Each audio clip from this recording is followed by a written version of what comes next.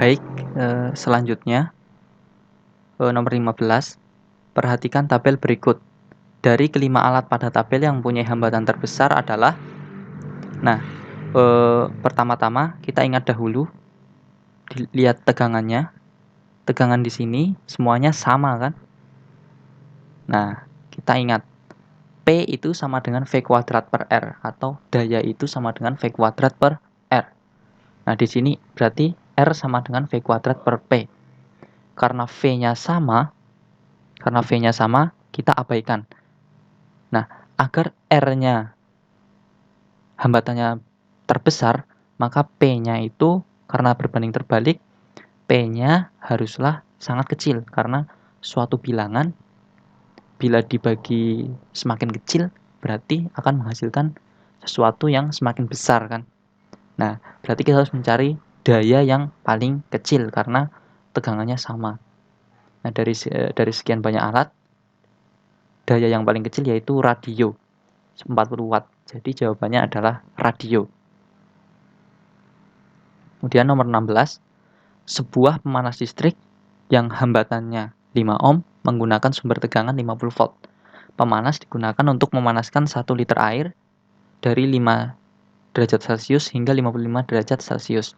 Jika 70% kalor yang dihasilkan pemanas diambil air, maka waktu yang diperlukan adalah, nah kita lihat, daya dari alatnya itu berapa? P sama dengan V kuadrat per R, sama dengan tegangannya 50 volt, 50 kuadrat dibagi hambatannya 5 ohm, dibagi 5, sama dengan 2500 dibagi 5. Jadi daya alatnya 500 watt. Kemudian kita hitung kalor yang dibutuhkan untuk memanaskan air dari 5 sampai 55 derajat Celcius. Q sama dengan MC delta T. Masanya itu 1 liter. 1 liter air. Air yang digunakan 1 liter, massa 1 liternya 1 kg. Berarti massa air yang digunakan 1 kg. Kemudian kalor jenis airnya C 4200 Joule per kilogram derajat Celcius, dan selisih suhunya yaitu 55 dikurangi 5 sama dengan 50 derajat Celcius. Nah, setelah kita hitung, kita dapatkan kalornya sekitar 210.000 Joule. Nah, seperti kita tahu, 70% dari energi listrik digunakan untuk memanaskan air. Jadi 70% dari V energi listrik itu sama dengan Q, kalor air. Nah, kita jabarkan 70% itu kan 70 per 100. Jadi diubah menjadi 7 per 10. Kemudian V itu kan rumusnya PT. V sama dengan PT. Nah, kita ubah. V sama dengan PT. Q-nya kita substitusikan. Masukkan angkanya. Nah, kemudian kita masukkan nilai P, daya alatnya. Nah, setelah seperti ini, kita bisa mengetahui nilai T. Nah, T-nya sekitar 600 sekon atau 10 menit.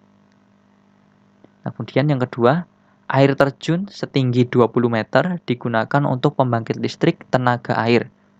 Setiap detik mengalir 10 meter kubik air. Massa jenis air 1000 kg per meter kubik. Jika efisiensi generator 50% dan percepatan gravitasi 10 meter per sekon kuadrat, maka daya listrik rata-rata yang dihasilkan adalah titik-titik. Nah, pertama, massa air per sekon yang mengalir itu sekitar 10 meter kubik. 1 meter kubik itu 1000 kg. Jadi kita kalikan 10 meter kubik dikalikan 1000 kg per meter kubik.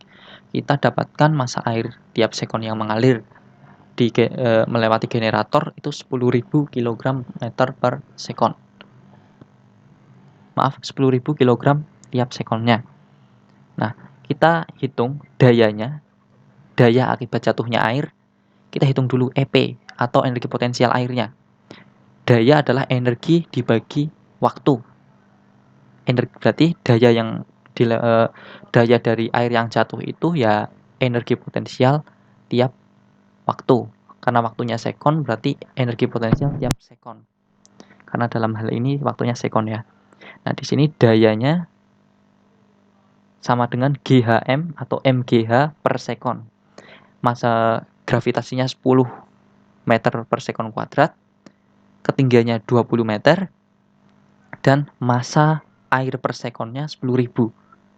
Nah, ini kita kalikan, kita dapatkan 202 juta watt atau 2000 kilowatt. Nah, dari sini kita ingat bahwa generator memiliki efisiensi 55%. Jadi, apabila hanya 55% dari daya air yang jatuh itu yang diubah menjadi energi listrik. Jadi energi listrik yang dihasilkan itu, daya listrik yang dihasilkan itu hanya 55% dari daya airnya. Daya airnya itu 2000 kilowatt. Jadi kita kalikan 55%-nya. Kita dapatkan besarnya 1100 kilowatt. Nah, kemudian 13, dua buah lampu masing-masing 90 watt per 60 volt dirangkai secara seri, kemudian dihubungkan dengan sumber tegangan 40 volt. Besar daya lampu adalah titik-titik watt. Nah, untuk menyelesaikan masalah ini kita perlu mencari R-nya berapa. Nah, R sama dengan V kuadrat per P, kita dapatkan R-nya 40 ohm. Jadi, dua lampu ini nilainya sama, hambatannya 40 ohm. Nah, kita cari R totalnya 80 ohm. Kita cari arus yang mengalir melewati rangkaian, yaitu sekitar I sama dengan V per R, sekitar ampere. Nah, dari sini kita bisa menghitung daya lampunya. P sama dengan I kuadrat R, I-nya setengah dipangkatkan 2 itu 0,25, R-nya 80. Kita kalikan, hasilnya 20 watt. Nah, kemudian yang terakhir dari LKPD hukum Kirchhoff. Nah, sebenarnya ada beberapa kesalahan di soal ya, yang untuk nomor 3. Sehingga saya jadikan nomor 3 itu sebagai bonus. Nah, nomor 4 akan saya bahas karena di sini beberapa banyak yang mengalami kesalahan. Dari rangkaian berikut ini, hambatan dalam tiap GGL adalah 1 ohm. Beda potensial antara titik A dan B. Nah, kita lihat. Buat dua loop. Loop pertama, loop kedua. Nah, kemudian ini merupakan arus pertama, arahnya ke sini. Kita misalkan saja. Arus kedua, arus ketiga kita gambarkan arahnya, arus kedua kita gambarkan arahnya. Nah, ini kalian menggambar arahnya bebas, tapi harus tetap mempertimbangkan keberadaan hukum Kirchhoff 1, yaitu jumlah arus yang masuk sama dengan jumlah arus yang keluar. Jadi harus ada yang masuk ke satu titik, juga harus ada yang keluar dari titik tersebut. Nah, dari sini kita lihat tinjau loop 1, sigma E tambah sigma IR sama dengan 0. Sigma E-nya itu ini kan, kita lihat loopnya lewat sini. Karena melewati positif, berarti ini 9 volt.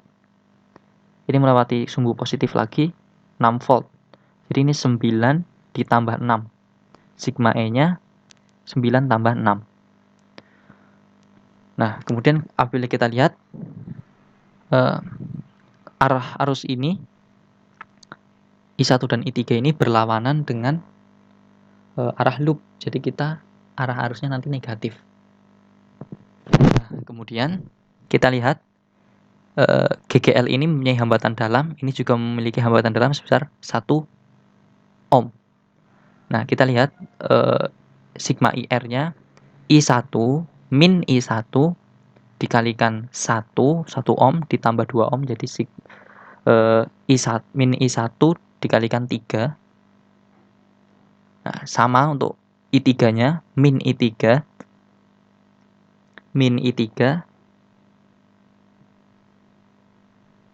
dikalikan 1 ditambah 2, jadi min 3I3.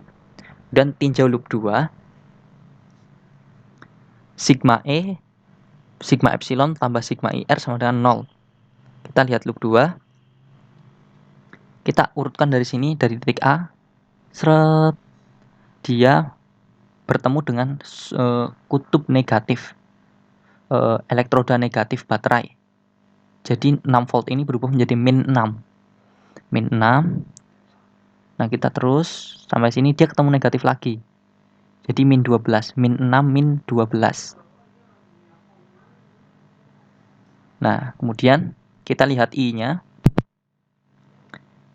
I-nya kita urutkan dari I3 ya. I3. Berarti I3 dikalikan 2 ditambah I3 dikalikan 1. Ini ada hambatan dalamnya 1 ohm. Jadi I3 dikalikan 3. 3 I3. Nah, kemudian ditambahkan karena arah arusnya searah dengan arah loop. Kita lihat I2-nya dari sini. I2 kalikan 5 ditambah I2 dikalikan 1. Baterai ini mempunyai hambatan dalam 1 ohm. Jadi 5 tambah 1, 6. I2 tambah 6 ohm. Kita dapatkan 6 I2 tambah 3 I3 sama dengan 18. Nah, kemudian kita tinjau hukum Kirchhoff 1. I1 tambah I2 sama dengan I3. Kemudian kita substitusikan persamaan hukum Kirchhoff 1. Kita dapatkan 6 I1 tambah 3 I2 sama dengan min 15 dan 3 I1 tambah 9 I2 sama dengan 18. Dengan metode eliminasi kita dapatkan ini saya kalikan 2, kita dapatkan seperti ini. Nah, kemudian kita eliminasi, kita dapatkan 15 I2 sama dengan 51. Sehingga I2-nya sama dengan 3,4 ampere. Nah, dengan substitusi didapatkan I1 sama dengan min 4,2 ampere atau I1 sama dengan 4,2 ampere berlawanan arah loop. Maka I3 itu sama dengan min 0,8 ampere. Kita masukkan ke sini. Kita dapatkan I3. Nah, kemudian VAB itu sama dengan sigma epsilon ditambah sigma IR. Nah, kita lihat epsilonnya ini di sini, AB itu kan R-nya di sini, R totalnya itu kan 3 ohm. I3-nya itu 0,8. Min 0,8. Jadi jumlahnya sama dengan min 0,8 kali 3 itu 2,4 volt. Kemudian GGL-nya di sini 6 volt. Jadi 6 dikurangi 2,4 karena arusnya itu negatif. 6 dikurangi 2,4 sama dengan 3,6 volt. Sekian, terima kasih.